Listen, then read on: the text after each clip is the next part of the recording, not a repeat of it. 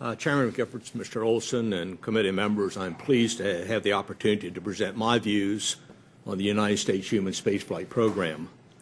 The proposed NASA FY 2011 budget represents a significant departure from the current program and raises some important issues worthy of debate prior to setting a course that will define human spaceflight for many decades. Continuation of the International Space Station and Mars as the ultimate human exploration destination appear to be areas of consensus. While Mars is not explicitly identified, subsequent administration statements suggest this conclusion. Areas with significant differences in implementation approach are: 1, the method of transporting humans to Earth orbit, and specifically to the International Space Station. 2, the need for a detailed plan for human exploration beyond Earth orbit. 3, the development of a heavy lift capability to support missions beyond Earth orbit.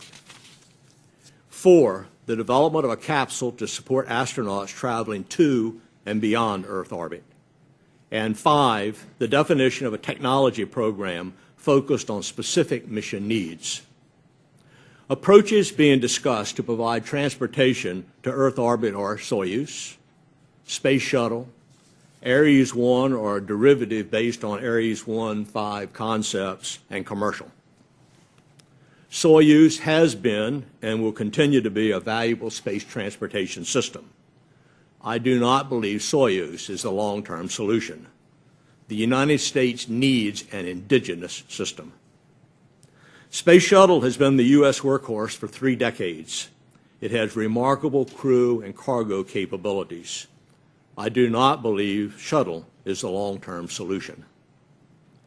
Private and in some cases government investments have created commercial enterprises focused on space tourism and cargo transportation to the space station. These companies should be encouraged, supported, and applauded for their accomplishments.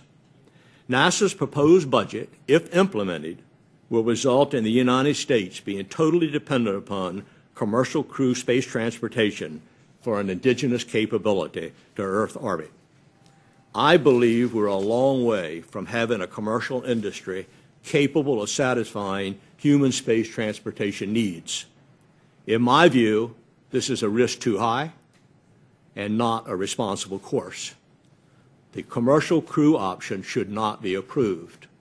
And I'd like to really state that the commercial crew option should not be approved. The United States needs a transportation capability to Earth orbit that can be used for several decades. A system that can be the basis for a heavy lift capability would be advantageous.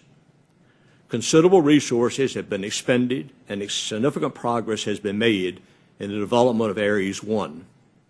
I believe the most logical path forward is to commit to a transportation system based upon the Ares 1 investment. Consideration should be given to the ability to evolve the system to a heavy lift capability. NASA should be asked to undertake a study to define the required system. My interpretation of the FY 2011 budget is that the proposed human exploration program is a technology endeavor without an exploration plan.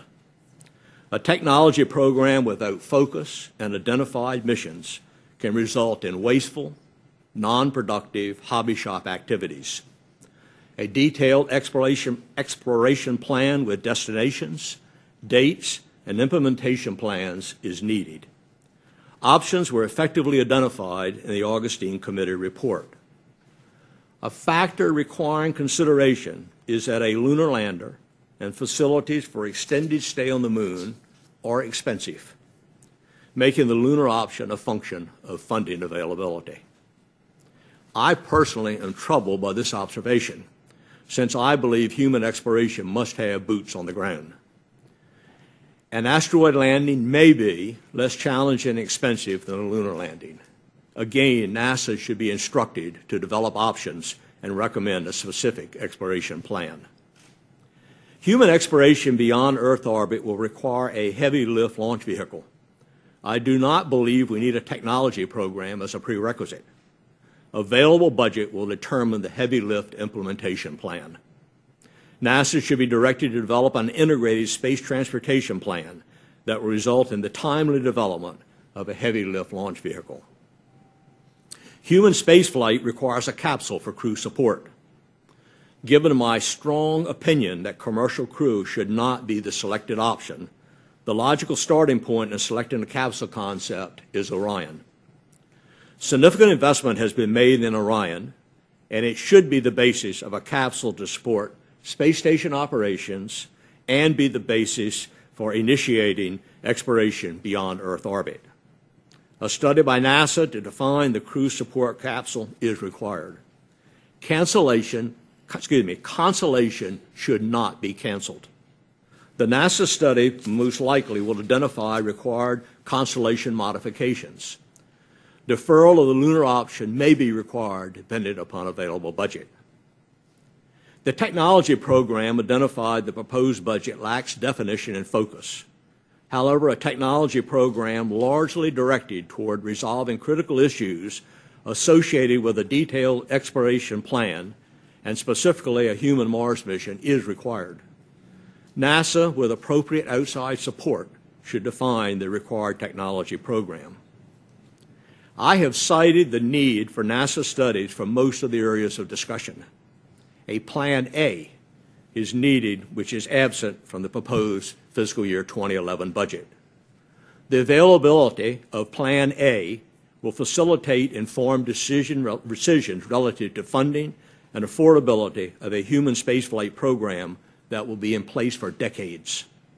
I would start by applying the $6 billion commercial crew funding, the funding for precursor robotic missions, a portion of the technology funding, and the $2.5 billion allocated for constellation termination to Plan A.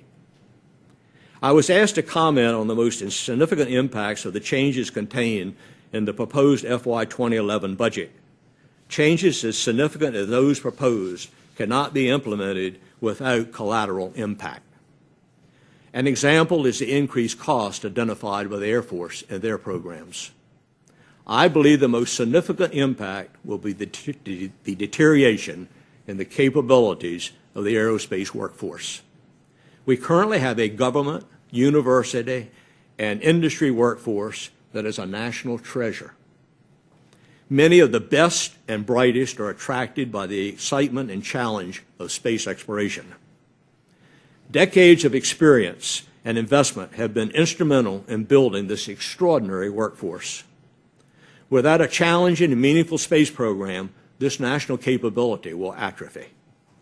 Assigning responsibility to the commercial sector for Earth orbit crew transportation will have a major adverse impact on the NASA workforce. The loss of capability that has been built over decades will happen quickly. This is not a resource that can be turned on or off. I suspect the uncertainty created by the proposed NASA budget is causing people to evaluate their futures. Good people always have a choice.